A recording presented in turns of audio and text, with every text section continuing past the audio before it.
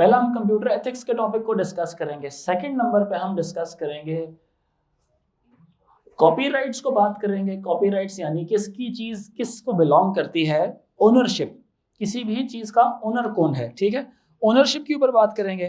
कुछ चीजें ओनरशिप की जो सी होती हैं वो कॉपीराइटेड होती हैं। कॉपीराइटेड मतलब वो कोई बंदा कॉपी करने की इजाजत नहीं होती, परमिशन, लीगल परमिशन चाहिए होती है किसी के काम को कॉपी करने के लिए।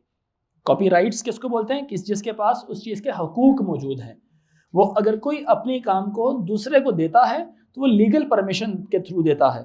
अदरवाइज अगर कॉपीराइट्स ना हो तो दूसरा चोरी का क्लेम करता है कि इसने मेरा डेटा चोरी किया है, इसने मेरा काम चोरी किया, मेरा आइडिया चोरी किया है, समझ रहे, मेरा सोर्स कोड चोरी किया है, तो उसके अगेंस्ट लीगल एक्शंस परफॉर्म होते हैं। ये तो कंप्यूटर एथिक्स के साथ रिलेटेड है। इसी के अंदर हमने एक और चीज पढ़नी है, that is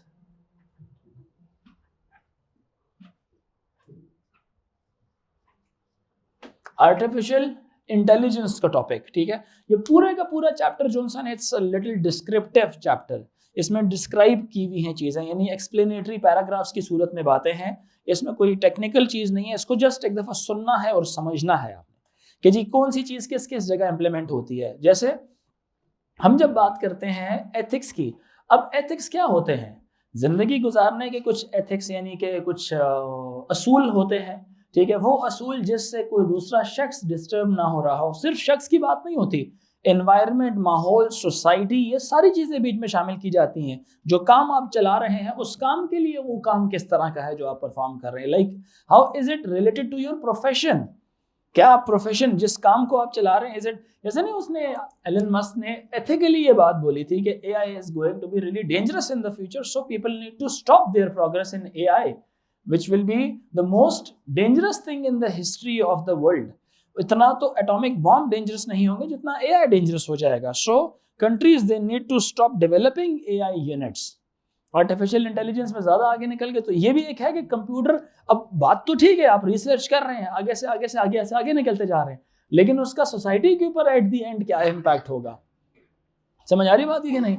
even it also comes in ethics के how are you looking at yourself after 10 years, after 1 month, after 1 year, आपकी प्रोग्रेस किस तरह की हो रही है। How are you related to the other employees, आप एम्प्लॉइज के साथ किस तरह से करें, क्लाइंट के साथ आपका क्या बिहेवियर है, अपने एम्प्लॉयर जो आपका बॉस है जिसने आपको एम्प्लॉय रखा है उसके साथ क्या रवैया है। जैसे अक्सर औकात कुछ लोग पता क्या करते हैं, it's a bad practice, it's an unethical practice. Like अगर किसी ने सॉफ्टवेयर हाउस बनाया हो तो वो सॉफ्टवेयर इंजीनियर्स को हायर करता है ना सर्टेन वेज के ऊपर, वो बड़े हैवी प्रोजेक्ट्स उठाता है। लेट्स से एक प्रोजेक्ट उठाया 2 करोड़ का, तीसरा प्रोजेक्ट उठाया 3 करोड़ का, 4 करोड़ का प्रोजेक्ट उठाया उसने, समझ आ रही बात की। उसकी जो कह लें कि टाइम लाइन है वो है कितने साल, 1 साल है उसकी टाइम, कितना है उसका, 1 साल है उसके सॉफ्टवेयर बनाने का टाइम लाइन। मेरी बात अंडरस्टैंड कर रहे हैं कि 1 साल में सॉफ्टवेयर बन जाएगा, 6 महीने में बन जाएगा।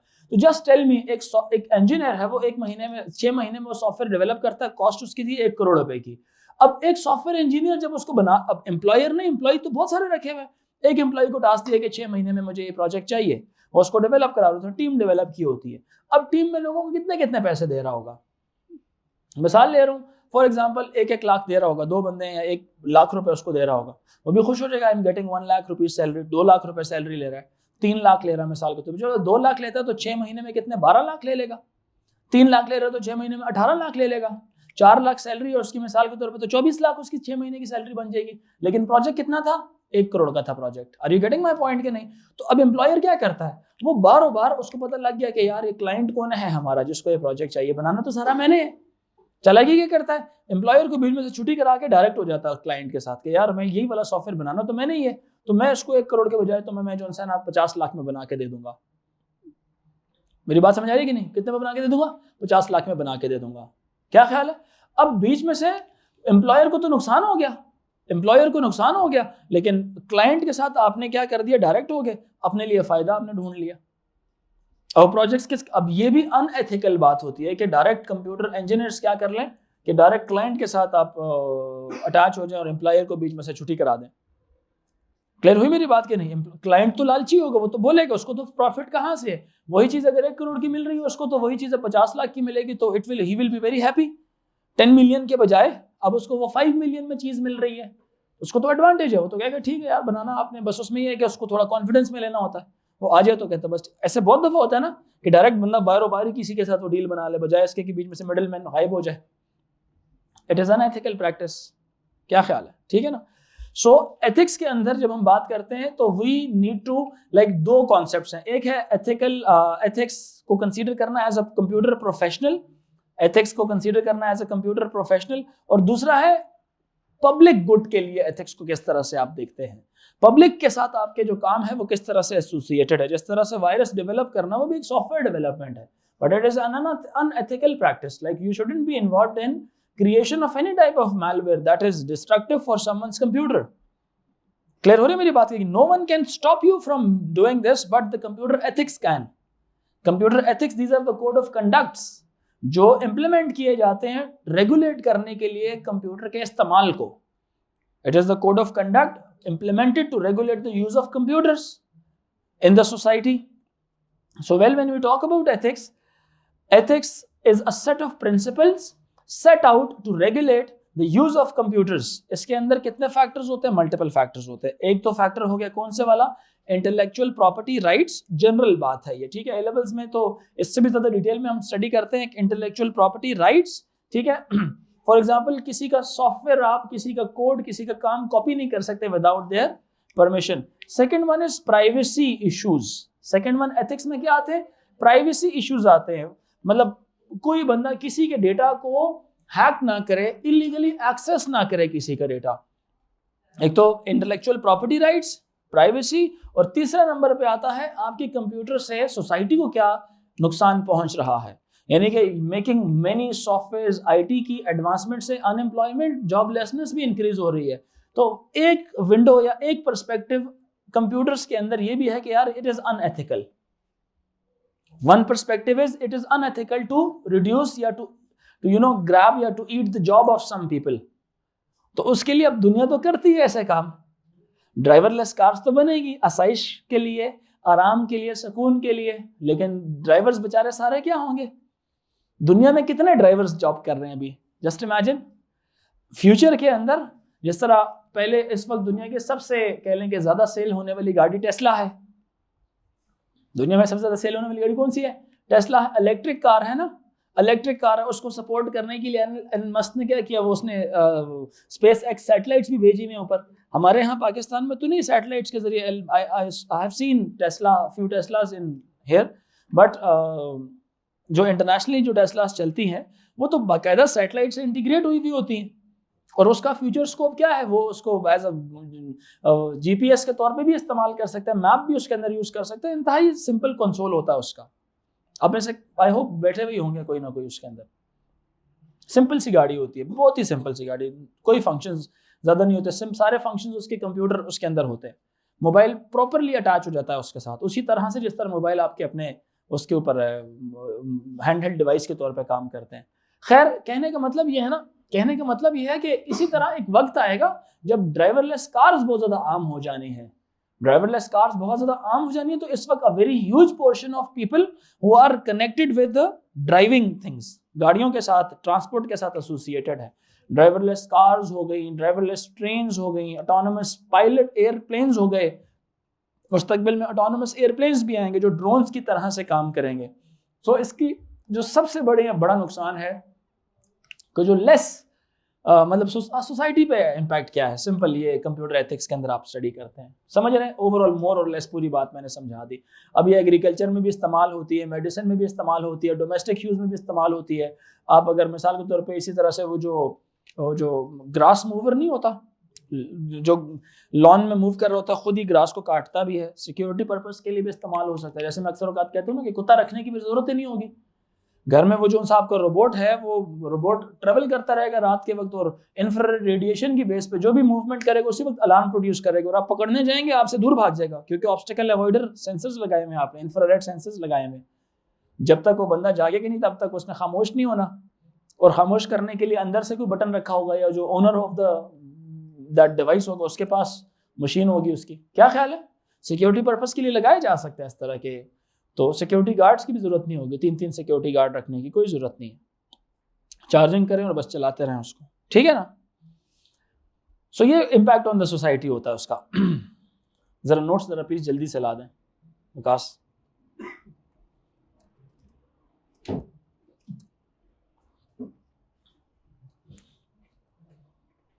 तो जब हम एथिक्स की बात करते हैं तो we have to consider as a computer program developer, computer professional या सॉफ्टवेयर डेवलपर के तौर पे computer ethics as software developer खुद को देखें या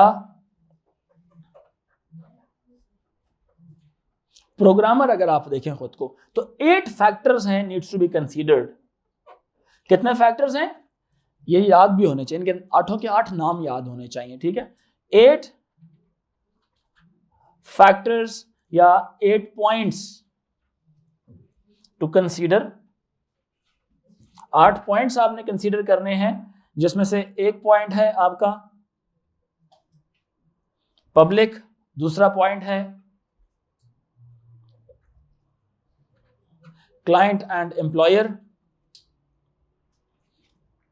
तीसरा पॉइंट है जो सॉफ्टवेयर आप डेवलप करते हैं उसको प्रोडक्ट बोलते हैं, चौथा काम है जजमेंट। मिसाल के तौर पे कोई बंदा और सॉफ्टवेयर इंजीनियर आपके पास आता है आपका काम टेस्ट करने के, तो अक्सर औकात क्या होता है, मैं मिसाल के तौर पे हमेशा मतलब नॉर्मली हमने ये चीज़ बहुत ज़्यादा देखी है, कोई बंदा अपने ही फील्ड में दूसरे बंदे की तारीफ नहीं करता। मैं अगर मिस्त्री लेके आता हूँ, बोलता हूँ यार ये दीवार के अंदर कहेगा यार इसमें तो 150 मसले हैं, ये कैसे तैयार किए, वो कैसे तैयार किए। कभी हुआ इस तरह से कि नहीं, यार ये चीज़ सही नहीं तैयार की हुई। पर्दे वाले को बुलाऊंगा, बोलेगा यार ये तो रॉन्ग कर दिया, ये तो यहाँ से ख़राब कर दिया, वहाँ से ख़राब कर दिया। इलेक्ट्रिशियन को बुलाऊंगा, यार ये तो कनेक्शन ही ठीक नहीं दिया, तो तार ही गलत लगाई हुई है आपने, पहले से जो तार लगी हुई तो गलत लगाई। तो बंदा सर पकड़ के बैठ जाता है कि यार कौन ठीक है, ये ठीक है या पुराने वाला ठीक है। अब चूंकि इसने गलती निकाली तो हो सकता है ये ठीक हो, मेरी बात समझ आ रही, हो सकता है ये ठीक हो, तो चलो इसके साथ हम इंटीग्रेट या कनेक्ट हो जाते हैं। सो ये एक बड़ा मसला होता है। तो इसलिए हम कहते हैं कि जजमेंट जो सी है यार ये एक नहीं चाहिए, क्लास के लिए चाहिए, तो पूरी क्लास के लिए चाहिए उन्हें कहें।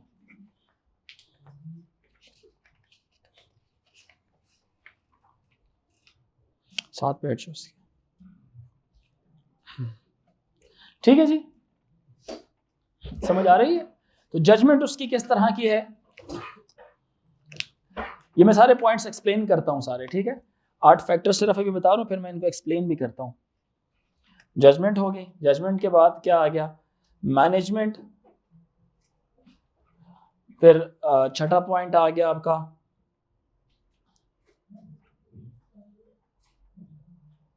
प्रोफेशन, सातवां पॉइंट आ गया आपका कोलीग्स, आठवां पॉइंट आ गया सेल्फ का, अपने साथ खुद को किस तरह से देखते हैं। तो ये जो 8 पॉइंट्स हैं ये याद कर लेंगे। Look at the points, public, client, employer, तीसरा जो सा था आपका प्रोडक्ट, चौथा management, judgement, profession, colleagues and self, ठीक है। और हर एक को आपने एक्सप्लेन आपको करना आना चाहिए कि पब्लिक का मतलब क्या है। Software engineers shall act consistently with the public interest. अच्छा, ये पब्लिक इंटरेस्ट पे वो सॉफ्टवेयर डेवलपर को जो सा काम करना चाहिए। जो 8 पॉइंट्स है किसने प्रपोज किए हैं, 3 ऑर्गेनाइजेशंस हैं इनफैक्ट। एक है IEEE, international electrical and electronics engineers की एक सोसाइटी है, जिसमें कंप्यूटर्स वाले भी खुद को रजिस्टर करते हैं प्रॉपरली। ये एक यूनिवर्सल सोसाइटी है जिसमें हर एक IT जो कंप्यूटर साइंस का, इलेक्ट्रिकल इंजीनियरिंग का और इलेक्ट्रॉनिक्स इंजीनियरिंग का जो ग्रेजुएट होता है, जो उसको अपने आपको उस सोसाइटी के साथ क्या करता है, रजिस्टर करता है। इससे आपको बहुत सारे फायदे होते हैं, यानी कि जितने भी रिसर्च पेपर्स हैं वो सारे आपको फ्री अवेलेबल होते हैं, ठीक है। और जिसकी जो कह लें जो रिसर्च पेपर लिखे जाते हैं वो इस सोसाइटी में जाके प्रेजेंट किए जाते हैं। इस सोसाइटी के जो की फैक्टर्स हैं, की टीचर्स हैं या की कह लें सुपरवाइजर्स हैं, वो सुनते हैं और वो आपकी रिसर्च के ऊपर कुछ कमेंट्स करते हैं। उस बेस पे आपकी रिसर्च की रेटिंग्स होती हैं फिर कि क्या इसकी रेटिंग क्या है। उसको रिसर्च की दुनिया में इम्पैक्ट फैक्टर बोलते हैं। तो इम्पैक्ट फैक्टर डिज़ाइन होता है, जिसका इम्पैक्ट फैक्टर अच्छा होता है दुनिया में, उसकी फिर वो उसकी क्या नाम है, डिमांड ज़्यादा होती है और नोबेल प्राइजेस वगैरह वो सारे इम्पैक्ट फैक्टर जिसका ज़्यादा होता है उस बेस पे मिल रहा होता है वो, ठीक है। सोसाइटीज़ के जो नाम है, एक IEEE बता दिया for computer science, IEEE CS, फिर है एक अमेरिकन कंप्यूटर मशीनरी, एक और सोसाइटी है, let me again pronounce its name, association of computer machinery, sorry ये अमेरिकन की है इनफैक्ट, इसलिए मुझे उधर से याद है, association of computer machinery ACM। फिर एक है ब्रिटिश कंप्यूटर सोसाइटी BCS भी है। एक सोसाइटी का नाम है IEEE। असल में सोसाइटीज क्या हैं, they just regulate the use of computers in the world. The rules that they have defined, every professional, IT professional must follow these rules. अब वो जो एज अ प्रोफेशनल वो 8 इन मेन की फीचर्स को जो ना वो फॉलो कर रहे हैं। अब वो कोई करे ना करे वो तो उसकी अपनी अब मर्जी है, ठीक है, बट एथिक्स के अंदर एथिकली उसको ये 8 पॉइंट्स के ऊपर बहुत ज़्यादा गौर करना चाहिए। एक IEEE जैसे नहीं यार, वो जो कानून साजी हम बोलते हैं, कानून साजी लेजिस्लेशन जिसको कहा जाता है, कुछ होता है जिस तरह पार्टी लेजिस्लेशन होता है, एक जो पॉलिटिकल पार्टी की, एक होता है गवर्नमेंट का अपना एक आइन होता है, आइन समझते हैं ना, इसमें कानून लिखे हुए होते हैं कि हुकूमत क्या कर सकती है और क्या नहीं कर सकती। जो नहीं कर सकती वो भी अगर काम करने लग जाए तो वो अनएथिकल या अनलॉफुल होगा। बात समझ रहे कि नहीं? तो अक्सर औकात नहीं, ये जो पॉलिटिकल एक्टिविस्ट आते हैं टीवी के ऊपर बोलते हैं कि दिस इज वेरी अनकॉन्स्टिट्यूशनल, गैर आईनी, सुना मैं आप लोगों ने ये लफ्ज के नहीं सुना है ना टीवी में, ये गैर आईनी इकदाम है, like it's an unconstitutional step. For example Imran Khan को रिमूव किया, उस पार्टी को बिल्कुल रिमूव कर रहे हैं, उसका जितने कैंडिडेट्स हैं उनको सप्रेस करके उनको पता नहीं अजीब अजीब बयानात दिलवाए जा रहे हैं, उसके साथ उनको जो इंतखाबी निशान दे रहे हैं, किसी पूरे पार्टी को एक इंतखाबी निशान ही नहीं दिया जा रहा, उस पार्टी को कंटेस्ट करने ही नहीं दिया जा रहा, वो जलसे करते हैं वो करने ही नहीं दिए जा रहे, लोगों को गिरफ्तार किया जा रहा है एक खौफ पैदा करने के लिए। किसी को बैंगन का जो है इंतखाबी निशान दिया हुआ है, किसी को खीरे का दिया हुआ है, किसी को बिस्किट का दिया हुआ है, किसी को केटली दी हुई है, किसी को क्वीन दी हुई है, किसी को घड़ी दी हुई है, मतलब इतने हंड्रेड्स ऑफ जो है इंतखाबी निशान आए हुए हैं, ताकि जो लोकल लोग हैं उनको पता ही ना हो कि यार हमने वोट किसको डालना है, और जानबूझ के डमी और बोगस लोगों को भी बीच में शामिल किया हुआ है। इधर जो है ना किसी को घड़ी जो है ना यहाँ पे अगर PTI के बंदे को दी हुई है तो लाहौर में घड़ी किसी प्राइवेट कैंडिडेट को दी हुई होगी, और PTI के कैंडिडेट को बैंगन दे दिया होगा, ताकि कोई एक निशान हो ही ना, एक निशान किसका हो, तीर का हो और शेर का हो बस। सो ये अनकॉन्स्टिट्यूशनल है ये बात। Are you getting my point? कि नहीं कि हम अनकॉन्स्टिट्यूशनल किसको बोलते हैं, जो एक कानून डेवलप कर दिया गया उस कानून को नहीं फॉलो करता तो वो क्या है, अनकॉन्स्टिट्यूशनल बात है। इसी तरह से जो ऑर्गेनाइजेशन है कंप्यूटर की, अगर मैंने I just gave this as a reference example, एक एग्जांपल मैंने दी है, IEEE हो गया, इसी तरह से British computer society, international electrical and electronics engineers की हो गई, ठीक है, एक ये सोसाइटी है, एक ब्रिटिश कंप्यूटर सोसाइटी है, और एक है एसोसिएशन ऑफ कंप्यूटर मशीनरी, ये गोरों की है, ये भी गोरों की है, ये ब्रिटिश गोरों की और अमेरिकन गोरों की, ठीक है, और IEEE पूरी दुनिया के मुख्तलिफ साइंसदान उसमें होते हैं। जी बताएं, ये मैं भी नोट्स प्रोवाइड कर तो मिल जाएगा, international electrical and electronics engineering engineers, institute of electrical and electronics engineers. अब since you are not electrical not electronic, but उसमें कंप्यूटर साइंस बीच में हम जबरदस्ती डाल देते हैं। वजह उसकी पता क्या है, because CS initially it was not a very big science branch of science, it was a very small branch of science, but इसलिए इसको IEEE ने इसके जितने असूल थे वो अपने अंदर ही शामिल कर लिए थे। अब वो असूल ग्रो होते होते now the people call it institute of electrical and electronics engineer -CS पढ़ते हैं इसको, क्या वो कंप्यूटर साइंस की भी बीच में आ गए हैं, पहले नहीं था -CS, ठीक है ना। तो हर एक जोन से ना वो अपने हिसाब से चीज़ों को एक्सप्लेन करता है। IEEE इन 8 पॉइंट्स को डिस्कस करता है, बाकी BCS जोन सा है वो कहता है पब्लिक इंटरेस्ट होना चाहिए, प्रोफेशनल कॉम्पिटेंस एंड इंटेग्रिटी होनी चाहिए, ड्यूटी टू रेलेवेंट अथॉरिटी होनी चाहिए, ड्यूटी टू द प्रोफेशन। इसको छोड़ें, जो असल एग्जाम पॉइंट ऑफ व्यू से IEEE के पॉइंट्स इंपॉर्टेंट है, ठीक है। नोट्स जल्दी से डिस्ट्रीब्यूट करें, एक रखे बाकी आगे बॉयज को पास ऑन करें। गर्ल्स के पास चले गए, सारों के पास, जल्दी करें प्लीज, जल्दी करें।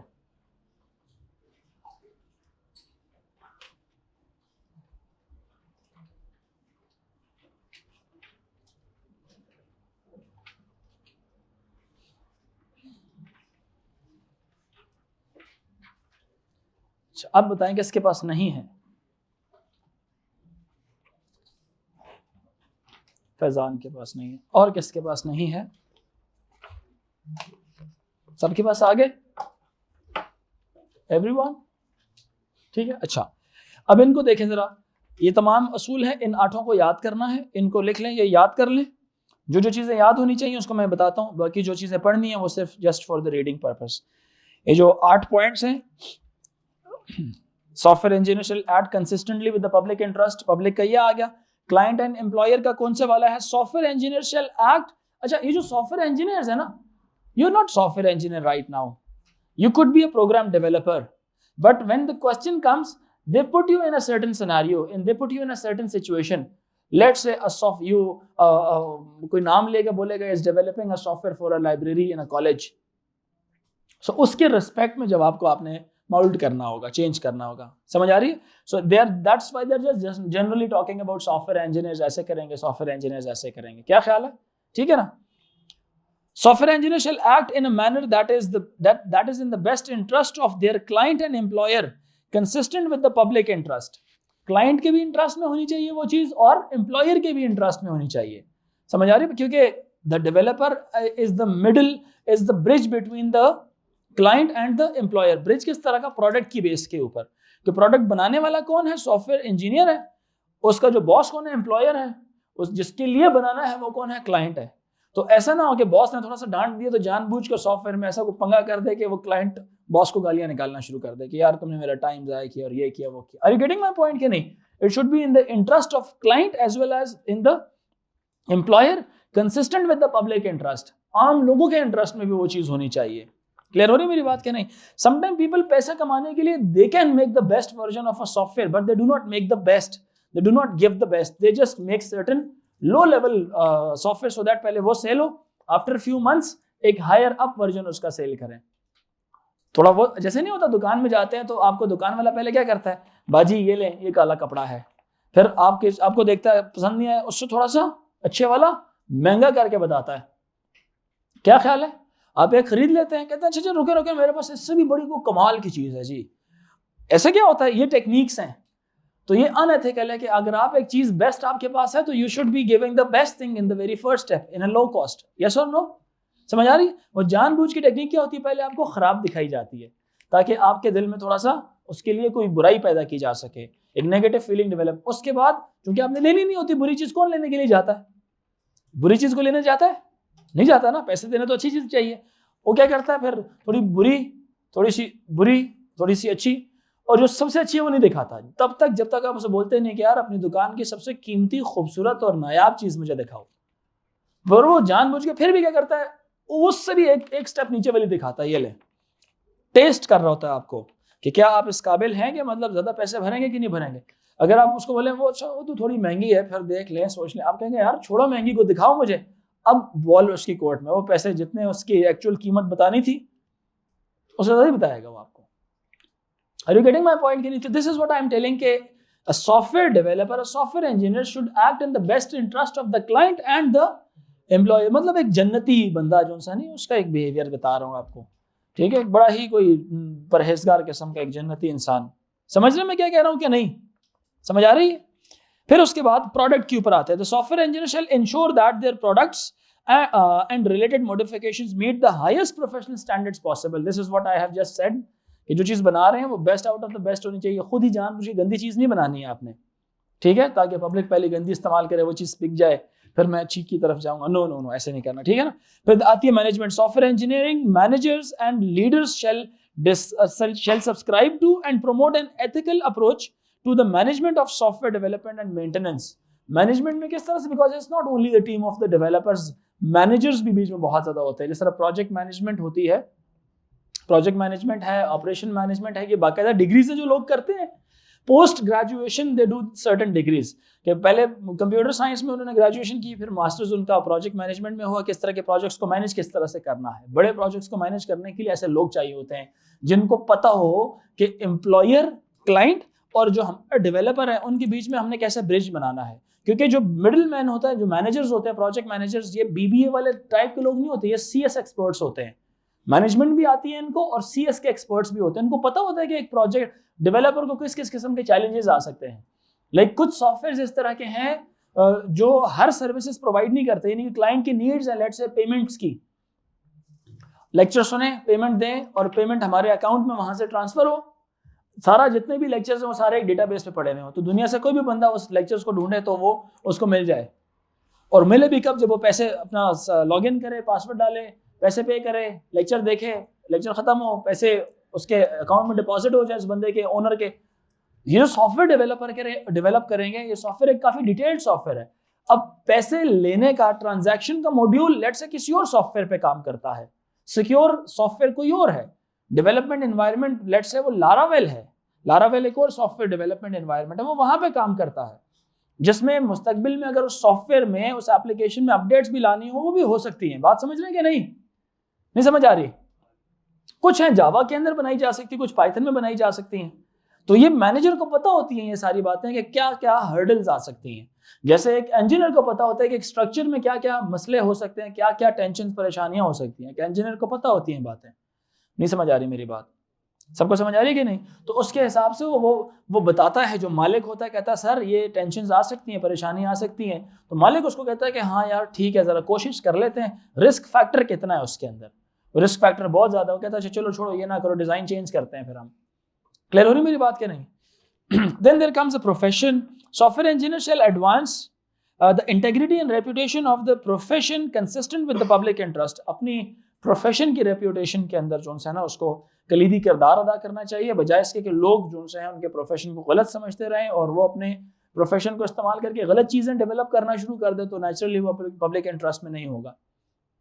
ठीक है। Then colleagues, engineers should be fair to and supportive of their colleagues. colleagues की सपोर्ट भी करनी चाहिए। अगर आपसे कोई चीज़ पूछने के लिए आता है, आपकी हेल्प मांगने के लिए आता है, तो you should be helping that person. You should be teaching them what you know and what they don't know. समझ आ रही बात ही कि नहीं? दूसरे की ताकि हेल्प हो जाए। Sometime there comes a stage जिसमें आपको प्रोग्राम की टेस्टिंग करनी होती है। तो प्रोग्राम की टेस्टिंग एक होती है, वो इन हाउस टेस्टिंग होती है। समझ आ रही है? उसको अल्फा टेस्टिंग बोलते हैं। समझ आ रही है? अल्फा टेस्टिंग बोलते हैं, जो आपके अपने जो टीम्स के, जो सॉफ्टवेयर हाउस के अंदर जितने भी लोग होते हैं डेवलपर्स की, वो मिलके अपनी अपनी तरफ से उसमें प्रोग्राम को टेस्ट कर रहे होते हैं कि कोई गलती हो तो निकाल सकें उसके अंदर, ताकि पब्लिक को देने से पहले निकाल सकें। फिर वो बीटा टेस्टिंग होती है, कुछ लोगों को सेंड किया जाता है कि वो देख के उसके सजेशंस दें।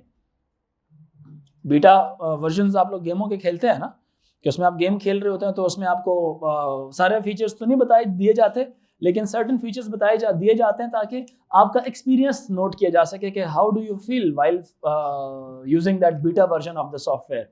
Once the thing is modified, it is refined to its optimum level, then final version of the source code is given to the client कि दिस इज समथिंग, ये लो, ये ले लो, बेचना है इसको, जो भी करना है अपनी मर्जी से करते रहो, आपने हमसे एक चीज बनवानी थी, बना ली, अब ये करें इसका काम। ठीक हो गया?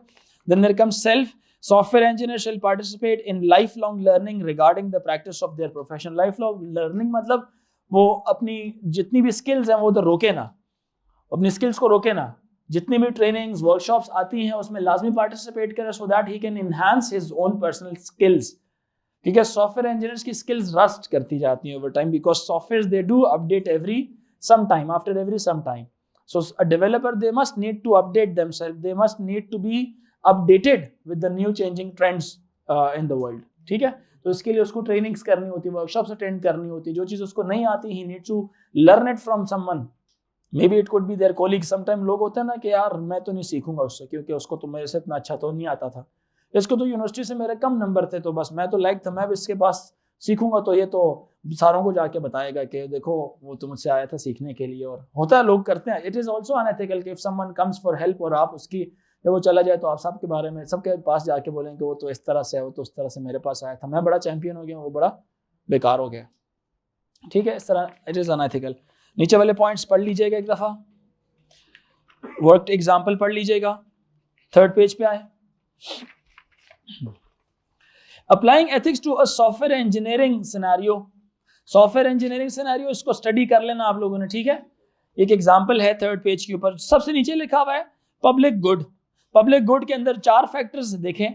First factor is in the public health and safety, health, safety and welfare of the public होना चाहिए। जो भी सॉफ्टवेयर डेवलप करेंगे इट शुड बी, जैसे नहीं कुछ सॉफ्टवेयर इस तरह के बनाए हुए होते हैं which are not like not for kids, not good for kids. Certain games लोगों ने डेवलप की थी जिसको बच्चे खेल के क्या करते हैं, टाइम जाया करते हैं, सुसाइड अटेम्प्ट्स करते हैं गेम्स खेल के। थी ना ब्लू वेल आई थी, वेल थी कि ब्लू डॉल्फिन थी, क्या नाम था उसका, ब्लू वेल थी, वो गेम का नाम था। इट वाज अ वेरी, उसमें ना डिफरेंट स्टेजेस थे ना हर चीज के।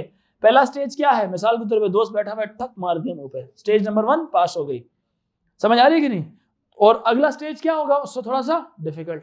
लोगों ने कहा फाइनल स्टेज में करते करते करते कुछ एंजाइटी लेवल पे जाता है बच्चा कि वो फाइनल क्या है, छत से क्या करो, छलांग मार दो। मतलब एक हर किसी के लिए एक मुख्तलिफ है, छत से छलांग मार दो, अजीब अजीब से जो है ना उसमें लेवल्स हैं। तो 8 अरब लोग हैं, उनमें से चंद लोगों ने इस तरह की छिछोरी हरकतें की होंगी, दिमाग में जिसका कोई कीड़ा चल रहा होगा। तो ऐसे सॉफ्टवेयर ना डेवलप करना जिससे पब्लिक की हेल्थ, सेफ्टी और उनके इंटरेस्ट में किसी किस्म का नुकसान हो सके। मतलब आपको फील होता है कि ऐसे लोग तो पागल ही हो सकते हैं कि नहीं, रियलिटी से तो आउट है। दुनिया में और बहुत से इस तरह के लोग हैं जो वाकई पागल ही हैं, मतलब जिनको समझ नहीं आती, ठीक है, इस तरह की हरकतें करते हुए। खैर ऐसी बहुत सारे सॉफ्टवेयर होते हैं, पबजी होगी, जिस तरह से पबजी हो गई। अब एक बच्चा है वो खेल रहा है, उसको नहीं पता चलता कि टाइम किस तरह से कह ले मेरा ज़ाया होता है, ठीक है। उससे एक फ्रस्ट्रेशन का एक न्यू लेवल क्रिएट होता है। जिस तरह वो गेम में लोगों को टारगेट करके वो मारा जा रहा होता है, तो उससे एक बच्चा क्या सीख रहा होता है, उसके लिए तो वो चीज़ इतनी मसला नहीं होगा। वो जब 18 साल का हुआ नहीं है, गाड़ी चला रहा होगा, दबा रहा होगा गाड़ी, किसी को एक्सीडेंट हो जाएगी, भाग जाएगा वहां से, GTA समझा होगा उसने अपना। होता है ना इस तरह, बहुत सारे बच्चे मारते हैं, मार के भाग जाते हैं। क्लियर हो रही मेरी बात की नहीं। This is some sort of a training जो उस बच्चे ने ली थी। कहां से ली थी वो ट्रेनिंग, भाग जाना, हेल्प नहीं करनी किसी की। It is one mod, could be the computer mode, वहां से उसने सीखा था कि मार के भाग जाना है, किसी को नुकसान पहुंचाना, उससे तुम्हें खुशी महसूस होगी। ये तो वॉर में होता था ना, दुश्मन से लड़ाई की जाती थी। सोसाइटी में तो दुश्मन कोई भी नहीं होता, तो सोसाइटी में झगड़े क्यों होते हैं, इसी वजह से कि लेवल ऑफ फ्रस्ट्रेशन है, चीज नॉर्मलाइज की गई है। कहां पे बच्चे को दिखा के उसके घर में इस तरह की प्रैक्टिस हुई है, या उस बच्चे ने खुद उस चीज की प्रैक्टिस की है, या देखी है, या सुनी है, या देख के सुन के। यही मोड होते हैं ना एक बच्चे के सीखने के। दिखा दी, उसको लगेगा इट्स वेरी नॉर्मल, कि जब भी मैं कोई पंगा करता हूँ अब्बू आते हैं सिफारिश करते हैं, मैं फिर माफ हो जाता हूँ। होता है ना इस तरह से, अब्बू आते हैं सिफारिश करते हैं, मैं क्या हो जाता हूँ, माफ हो जाता हूँ। अब्बू रेफरेंस लड़ाते हैं, अब्बू ये करते हैं वो करते हैं, क्या हो जाता है, मैं फिर से क्लासेस लेने लग जाता हूँ। समझ आ रही मेरी बात कि नहीं आ रही? ऐसे नहीं होता यहाँ पे, ऐसे नहीं होता, ठीक है। यहाँ पे रेफरेंस नहीं चलते, ठीक है। हमने कितने ताल्लुक अपने खराब किए जैसे इस बात पे कि डिसिप्लिन खराब है तो बस वो कानून सबके लिए बराबर है। इससे हमें नुकसान भी हुआ, बट कोई बात नहीं। हाँ, मैं तो बहुत दफा तुम्हें देखता हूँ। Health comma safety and welfare of public. ओ आपकी शायद आपके तो मसला चल रहा है, मुझे लगता है कुछ चोर की दाढ़ी में तिनका, आपको पर्सनली नहीं लेना चाहिए था इसको, ठीक है। चोर की दाढ़ी में तिनका है ना, फिर इसका मतलब ऐसा कुछ भी नहीं है, दाढ़ी ही नहीं, दाढ़ी भी नहीं है इसकी। अच्छा, दूसरा है जी पब्लिक की इंटरेस्ट में होना चाहिए, वेलफेयर ऑफ पब्लिक, यानी कि पब्लिक की ग्रोथ के लिए। दूसरा है पब्लिक के इंटरेस्ट में होना चाहिए। तीसरा है पब्लिक को कंसर्न करके आपने चीज बनानी। चौथा है पब्लिक की गुड के लिए होना चाहिए। ओवरऑल पब्लिक वेल बीइंग है। इनफैक्ट ओवरऑल क्या है, इट्स पब्लिक वेल बीइंग है कि पब्लिक को आपने नुकसान नहीं पहुंचाना।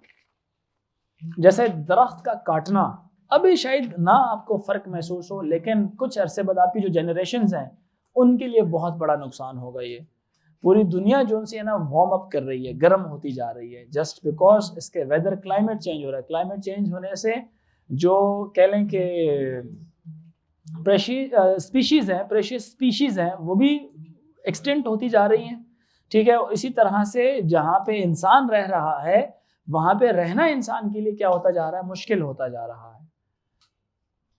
पानी की कमी, ग्लोबल वार्मिंग, टेम्परेचर, अभी तो देखें ना सर्दियां थोड़ी सी गुजरी, अभी फिर टेम्परेचर थोड़ा सा बढ़ गया है।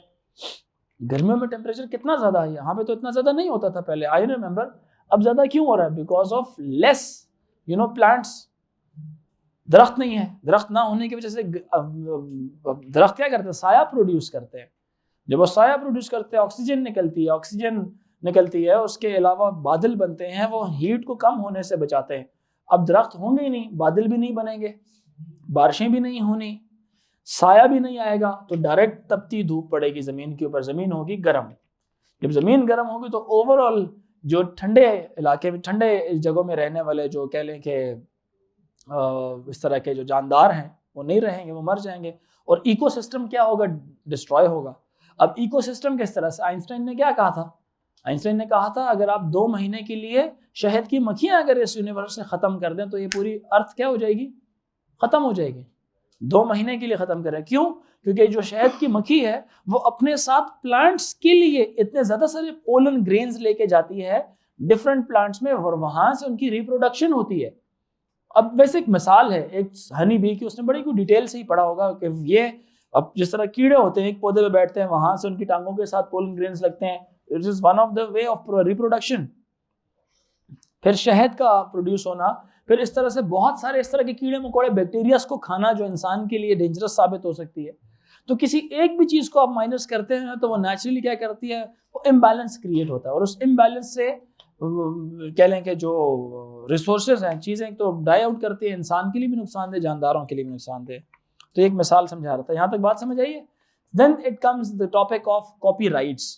कॉपीराइट्स या ओनरशिप क्या चीज़ है? Like there is a concept which is known as plagiarism. A concept is known as plagiarism. Plagiarism is copying someone's data and claiming it to be your own.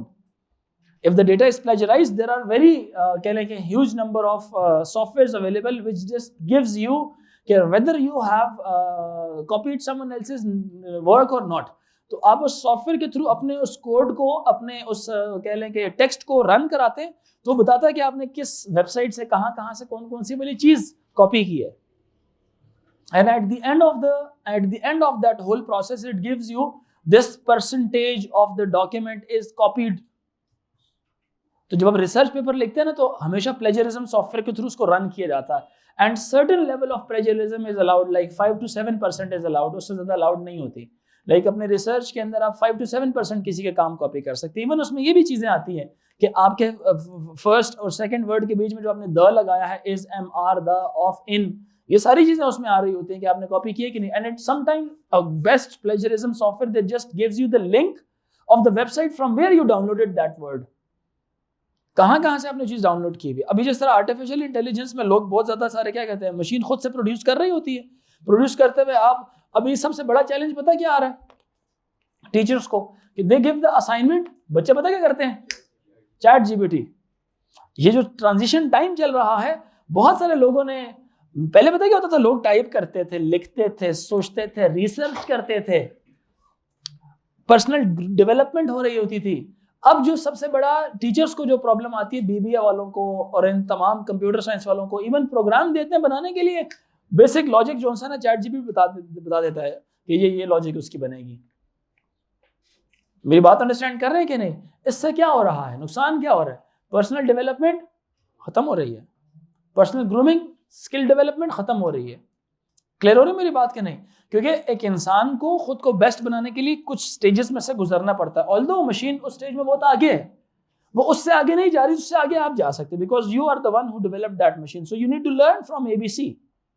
वो सीख के फिर आपको आगे जाना है, ठीक है जी।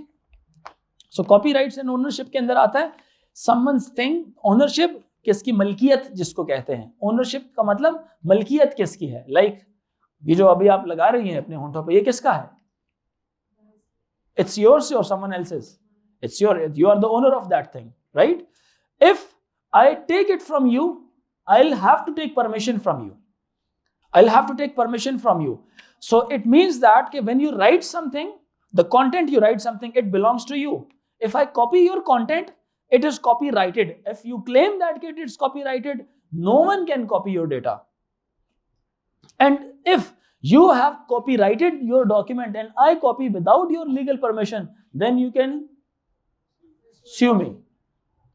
You can pursue a suit against me, और उसके अगेंस्ट आपको क्या कहते हैं, हत्ता के इज्जत का हर्जाना देना, या आपके काम को चोरी करने का हर्जाना देना। हर्जाना मतलब पैसे देने पड़ेंगे, और जो भी क्लेम आप करेंगे कि मेरा ये काम इतना इंपॉर्टेंट है, तो the person who copies your data, he needs to give you with the money. इस तरह बहुत सी बड़ी बड़ी ऑर्गेनाइजेशंस हैं, उनकी वजह से उनके एम्प्लॉयज़ के मिसकंडक्ट की वजह से ऑर्गेनाइजेशंस को लॉस भी हुआ है, बहुत ज़्यादा मिलियंस ऑफ डॉलर्स के लॉस हुए हुए हैं। सैमसंग एंड एप्पल की लड़ाई अगर आप इंटरनेट पे जाके देखें तो देन आपको पता लगेगा कि कितने इनके कॉपीराइट्स के ऊपर कितने कितने क्लेम हुए हैं। इवन इसमें होंडा और कोरोला का चल रहा, टोयोटा का चल रहा होता है कि उन्होंने हमारी फलानी शेप जो उनसे चोरी की है, और उस शेप में एक सर्टन लेवल ऑफ परसेंटेज होता है कि कितना लेवल आपने कौन से एल्गोरिथम लगा के ये न्यू शेप आपने क्रिएट की है। तो कंपनीज आपस में एक दूसरे को इवन कॉपीराइट्स के ऊपर तो जो कलर आप लिखते हैं वो भी आप जो सा ना बता दें, जरा होंडा का कलर रेड है, होंडा का कलर रेड है, तो आप वो जो अपना होंडा बना के कलर रेड भी आप नहीं दे सकते उसको, कलर भी आप, मोनोग्राम, लोगो, ये सारी चीजें क्या होती हैं, कॉपीराइटेड होती हैं।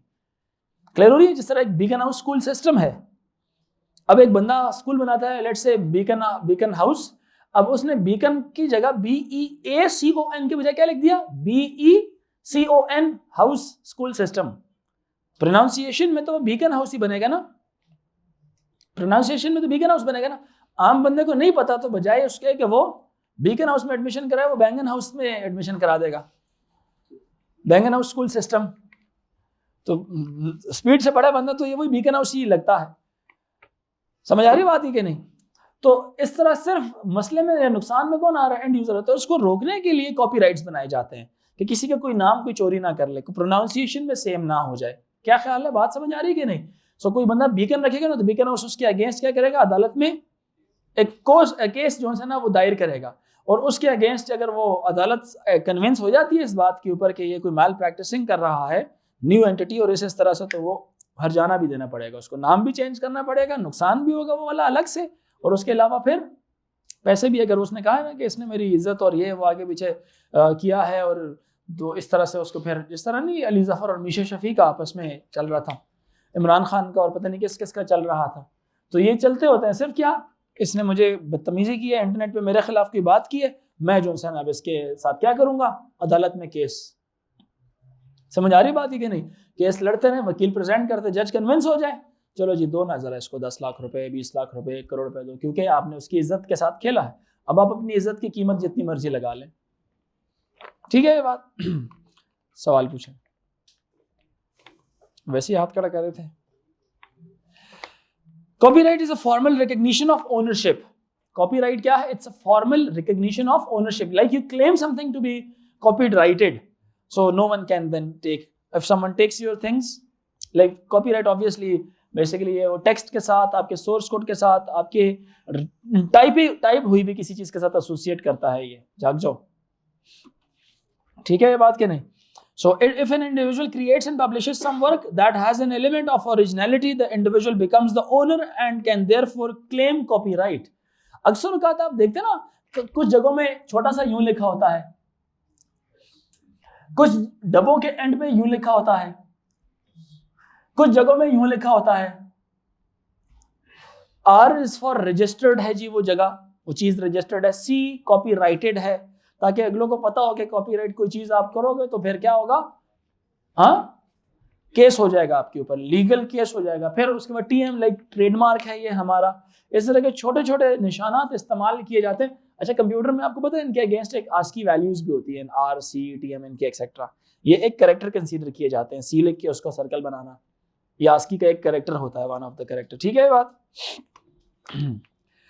Typical copyright laws will include a requirement for registration, recording the date of the creation of the work, a defined period when copyright will apply, a policy to be applied if an individual holding copyright dies, etcetera etcetera. इसको बस ये general सी बातें, एक दफा इसको पढ़ लेना जरा आप सारे, ठीक है? डेटा प्रोटेक्शन एक्ट 1998, ये वैसे ही जनरली पढ़ लेना। आगे आए जरा, सॉफ्टवेयर की टाइप्स के ऊपर आ जाए, सॉफ्टवेयर की टाइप्स के ऊपर आ जाए। सॉफ्टवेयर की टाइप्स, सॉफ्टवेयर की टाइप्स में commercial software, freeware, free software, shareware और ओपन सोर्स सॉफ्टवेयर। अब open source software, source code किसको कहते हैं? What is source code? the code in which you develop a program the whole thing is known as source code कहा जाता है। उस पूरे को क्या कहा जाता है? सोर्स कोड कहा जाता है। क्या कहा जाता है? You call it source code, ठीक है। अब ओपन सोर्स सॉफ्टवेयर कौन से होंगे? जिसका source code along the software आपको प्रोवाइड किया जाएगा।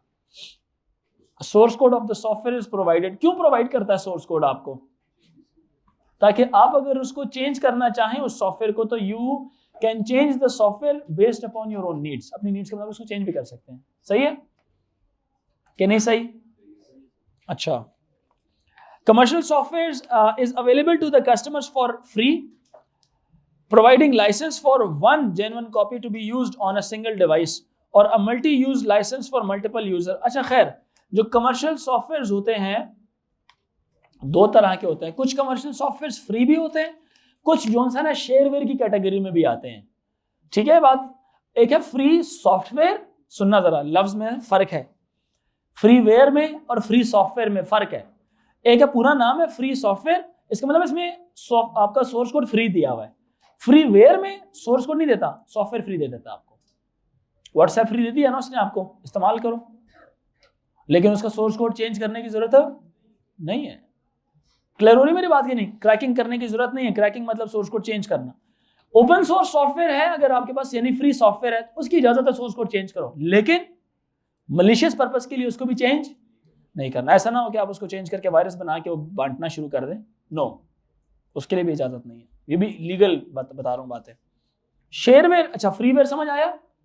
फ्रीवेयर समझ आया? You can just use it for free, but you are not allowed to change it. You can distribute it to the public, you can give it to the friends, you can give it to the colleagues, but you cannot change the source code. But open source software या free software, source code is given along with the software. You can change, modify, edit the source code according to your own need, but you shouldn't be changing the source code to create new malwares. What is shareware? Shareware are such softwares which are given to the user for a certain period of time, having limited features of the software. If the client or the user is satisfied with the use of the software, then to purchase the full features they need to buy it. Still they are not, ये भी क्या होता है? Copyrighted होता है। Freeware भी copyrighted है, ये भी कॉपीराइटेड है, कमर्शियल सॉफ्टवेयर भी कॉपीराइटेड है। You are not allowed to change the source code at any cost, you will be subject to strict copyright laws.